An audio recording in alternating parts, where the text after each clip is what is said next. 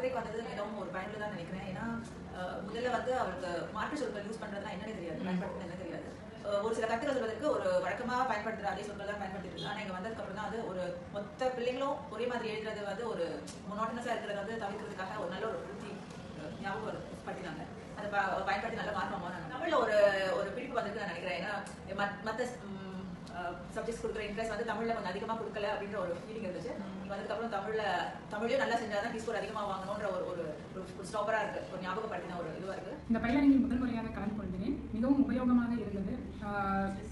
தேர்வில் அந்த கொடுக்கப்படும் 10 நிமிடங்களை முறையாக பிள்ளைகள் எப்படி உபயோகப்படுத்தலாம் என்பதை தெளிவாக கற்றுக் கொடுத்தார்கள். கண்டிப்பாக பிஎஸ்எல்இ தேர்வில் என் மகன் நல்ல மதிப்பெண்கள் எடுப்பான் என்பது உறுதியாக என்னால் கூற முடியும். இந்த உத்தி முறைகள் பிஎஸ்எல்இ தேர்வுக்கு மட்டும் உபயோகப்படுவது என்று நினைக்கிறார்கள். கண்டிப்பாக அவர்கள் மேற்படிப்பு படிக்கும்போது கூட இந்த உத்திகளை நம்மளால் உபயோகப்படுத்தி அவங்களுக்கு பயிற்சி அளிக்க முடியும்.